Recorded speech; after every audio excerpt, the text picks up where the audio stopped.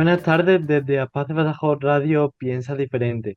Hoy inauguramos una nueva sección, Diálogos ONU, donde invitaremos a diferentes representantes y trabajadores de Naciones Unidas para conocer de primera mano el trabajo que realizan y la importancia de las medidas que se toman sobre derechos humanos en la Organización de Naciones Unidas. Hoy tenemos con nosotros, damos la bienvenida a Amalia Gamio, vicepresidenta del Comité sobre los Derechos de las Personas con Discapacidades de Naciones Unidas. Amalia, buenas tardes en España, buenos días en México. Buenos días, buenas tardes para ustedes. Es un honor enorme estar hoy aquí. Muchísimas gracias por acompañarnos en este proyecto tan emocionante, pero si me permites, antes de comenzar la entrevista, te presento a nuestros colaboradores. Por favor. Marcos Millán, Enrique Domínguez, Miguel Guerra, Jorge Trejo, mi compañero del equipo de radio Jorge García y quien les habla, Pedro Montero. Pues sin más, comenzamos. ¿Cuáles son tus funciones como vicepresidenta del Comité sobre los Derechos de las Personas con Discapacidad de Naciones Unidas y cómo es un día cualquiera en tu trabajo? Gracias por la pregunta, Jorge. Bueno, mira, somos los miembros de la mesa directiva. Una presidenta, en esta ocasión es una mujer, y tres vicepresidentes y un relator. Las funciones del vicepresidente son precisamente apoyar las funciones del presidente o de la presidenta, que lleva todo el peso de controlar el comité, de dirigirlo, de establecer, de ver que se cumplan las normas, que se cumplan todas las acciones y las actividades que tiene por obligación el comité. Y nosotros, como vicepresidentes, estamos ahí para apoyar a la presidenta o al presidente. Cuando en las sesiones ordinarias quien preside es la presidenta o el presidente, y en ocasiones esa presidenta no cede esa, esa representación para dirigir la sesión a alguno de los tres vicepresidentes, de manera que como nosotros examinamos más o menos entre 6 y 8 países, cada sesión en Ginebra 2 veces al año, en marzo y en agosto, pues a veces las sesiones son largas y pesadas y puede ser difícil para la presidenta llevar todas. Entonces nosotras la apoyamos y la sustituimos muchas veces. También tenemos las reuniones de la mesa directiva cada semana mientras estamos en Ginebra, y cuando no estamos en Ginebra la tenemos a distancia. Discutimos algunos asuntos importantes que tenga pendiente el comité, quejas o situaciones que le llegan de parte de los demás miembros. Discutimos cuando se va a hablar, se va a hacer alguna declaración sobre un tema en específico. Es decir, somos la mesa directiva quienes tratamos de llevar una buena coordinación para que todo el comité funcione adecuadamente. ¿Qué experiencias profesionales previas le hicieron formar parte del Comité de la ONU sobre los Derechos Humanos de las Personas con Discapacidad? Gracias, Miguel. Perdón. Nosotros como miembros del comité nos tiene que proponer nuestro país, o sea, solo proponer, pero nos propone como expertos independientes. Es decir, en el momento en que ya somos electos para el comité, ya no tenemos nada que ver con el país y ya nuestras funciones son como expertos independientes. Eh, Tenemos que, a la hora de que el país nos propone, tenemos que entrevistarnos con representantes de cada uno de los estados parte de este tratado internacional, que es la Convención sobre los Derechos de las Personas con Discapacidad, para convencerlos, para explicarles por qué queremos estar en el comité. Les decimos qué queremos aportar, qué experiencia tenemos, cómo hemos aprendido sobre los derechos de las personas con discapacidad, porque ese es un requisito fundamental, tener amplia experiencia en la defensa de los derechos de las personas con discapacidad durante muchos años, haber tenido experiencia con las organizaciones de la sociedad civil y sobre todo conocer la legislación nacional e internacional en materia de derechos de personas con discapacidad para poder ser un experto independiente del comité. Amalia, ¿cómo ha influido su trabajo en la promoción de políticas inclusivas para personas con discapacidad a nivel internacional? Bueno, ha sido satisfactorio poder ver que el trabajo que realizamos en el comité, que es muy intenso, quiero platicarles que, que aunque es un trabajo honorario, no recibimos salario, es un trabajo muy pesado, muy intenso, porque no trabajamos solamente esas 7 semanas cuando estamos en Ginebra, sino que seguimos trabajando el resto del año en, pues como les decía, en asuntos que se estén preparando. Entonces, hemos visto con satisfacción que muchos países, voy a poner un ejemplo. El artículo 12 de la Convención habla sobre el derecho a la capacidad jurídica de las personas con discapacidad, la igualdad ante la ley, algo que ustedes seguramente conocen y por lo que están luchando, porque antes Ujú. era casi obligatorio ponerles un tutor a las personas con discapacidad intelectual y o psicosocial, y eso está completamente prohibido y opuesto en la convención, en este tratado internacional. Bien, el artículo 12 se refiere justamente a la igualdad ante la ley, a que las personas con discapacidad no tengan un tutor, que tengan igualdad ante la ley. Desde luego, entendemos que hay diferentes necesidades de apoyo para las diferentes personas con discapacidad. No se trata solamente de decir, ya te quitamos el tutor y ahí te lanzamos a la vida a ver qué haces. No, justamente la observación general número 1 sobre el artículo 12 que elaboramos en el comité habla paso a paso de cuáles son las ayudas y los apoyos y los ajustes, tanto de procedimiento como ajustes razonables, que se requieren para que esa persona con discapacidad tenga igualdad ante la ley, pueda tomar sus propias decisiones con ayuda, si sí lo requiere, pero esa ayuda tiene que provenir de alguien que esa persona elija, no de un tutor que le asignen. Pues Amalia, continuamos con la entrevista y ahora pasamos a una sección personal, ¿no? Para conocerte un poquito más sobre tus gustos, hobbies y preferencias. Y sobre todo, que pases un buen rato. Pues nada, la primera pregunta, ¿no? Nacida en México, ¿no?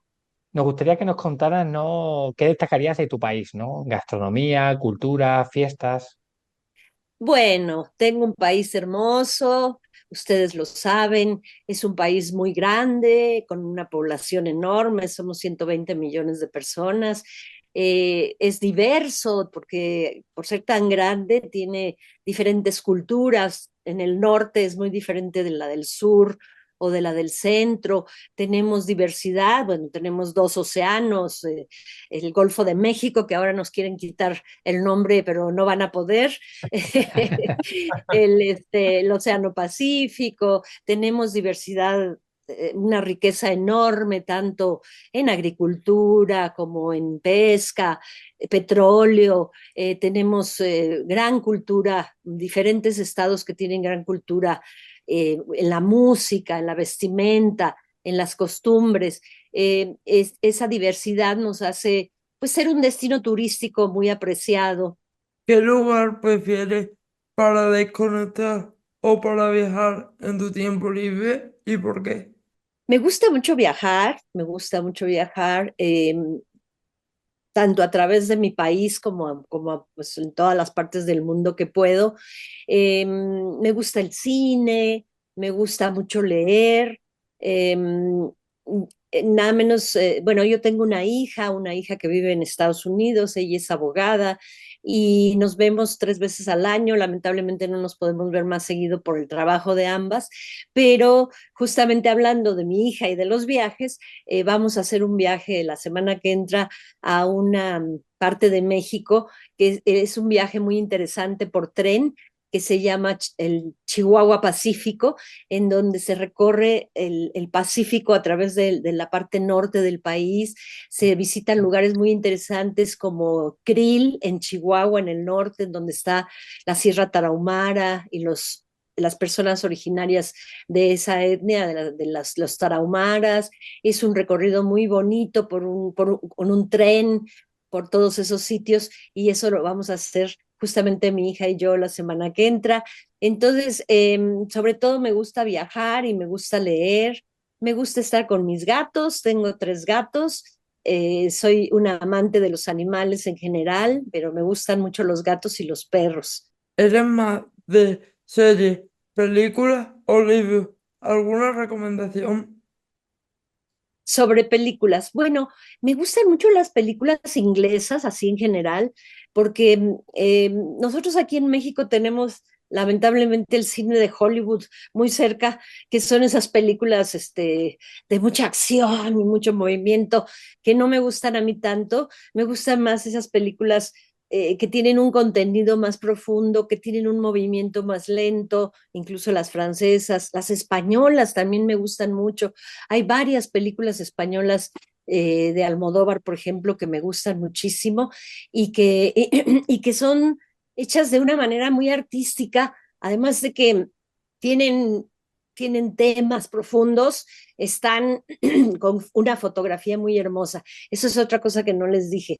Me gusta la fotografía, soy aficionada a la fotografía y todavía en mis ratos libres, que no son muchos, hago fotografía análoga. Aquí atrás de mí tengo mi cuarto oscuro, todavía hago fotografías análogas. ¿Cuál es el mejor recuerdo de tu infancia? Fíjate que tengo uno de los recuerdos más bonitos es tuve 4 hermanos más mayores que yo los 4 y y recuerdo un momento muy bonito cuando yo me imagino que era muy pequeña porque ni siquiera iba a la escuela y estaban mis 4 hermanos con sus mochilas yéndose a la escuela y me estaban diciendo adiós, adiós. Es como el primer recuerdo que tengo en toda mi vida de haber tenido quizás 2 o 3 años y tengo esa imagen muy marcada aquí en mi mente de ver las caras de mis 4 hermanos diciéndole adiós a la hermanita pequeña que se quedaba en casa. Ese es un recuerdo muy bonito que tengo de mi infancia.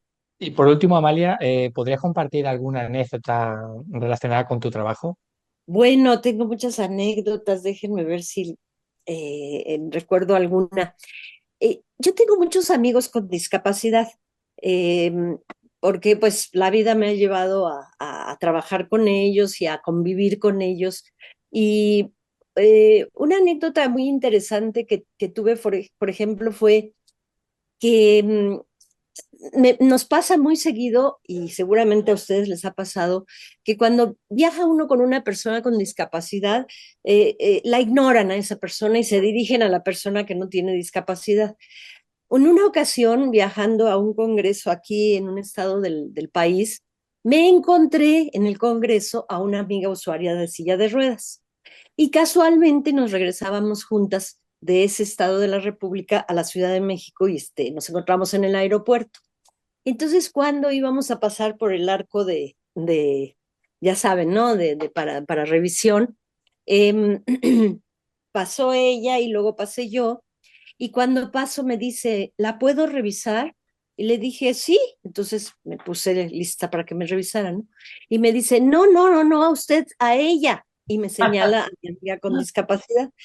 Y entonces yo le pregunté, pues yo no lo sé, pregúntele a ella, porque me pregunta a mí.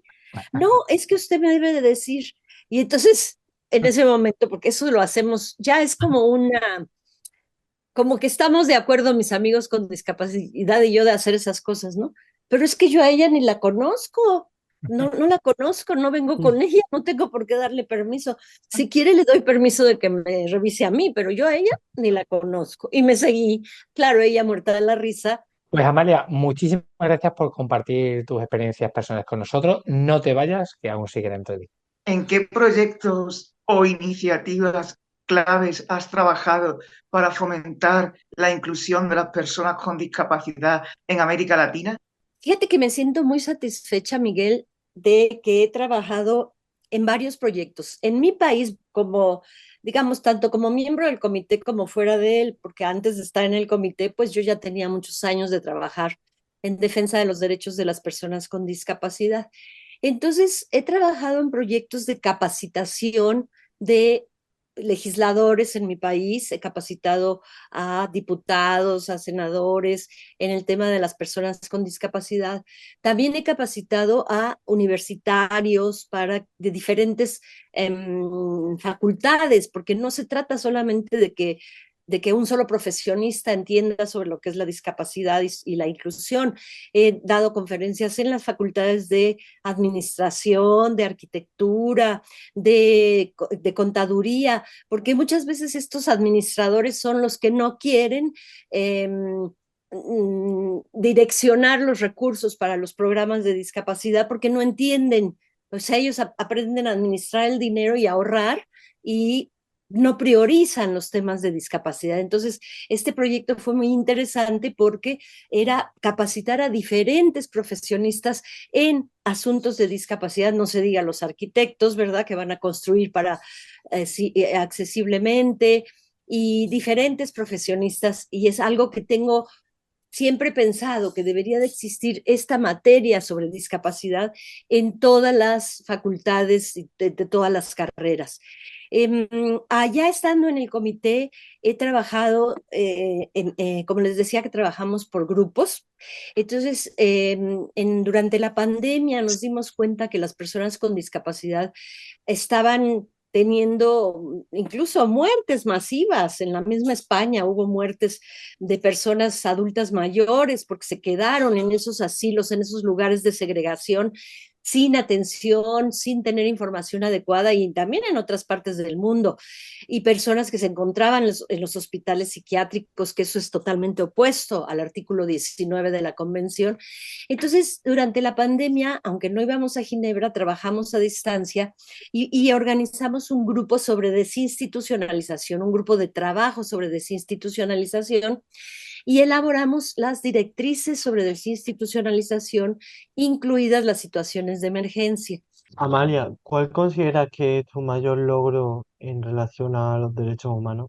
Pues mi mayor logro ha sido poder participar como miembro del comité con las organizaciones de personas con discapacidad.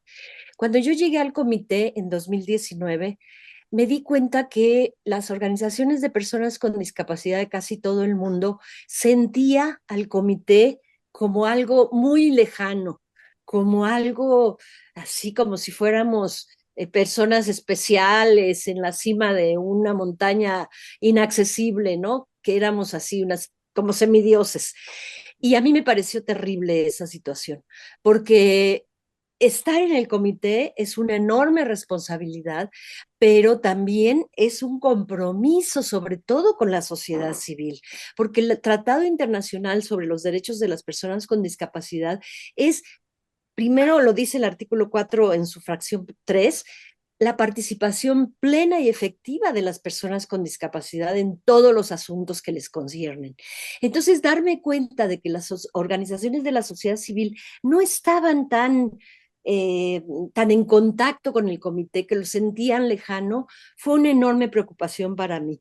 Entonces, estos 6 años en los que he estado en el comité, me he cuidado mucho, muchísimo de estar muy en contacto con la sociedad civil, no solo de Latinoamérica, sino de muchas otras partes como Japón, Corea, muchos otros países, España, no se diga, tratando de ser una asesora cercana con ellos. Les he dado todas las conferencias habidas por haber que me hayan pedido entrevistas como esta. Es decir, mi idea ha sido que entiendan que los miembros del comité estamos ahí para servirles a ellos, a esa sociedad civil que tiene que tener voz y voto en todos los asuntos que se llevan a cabo.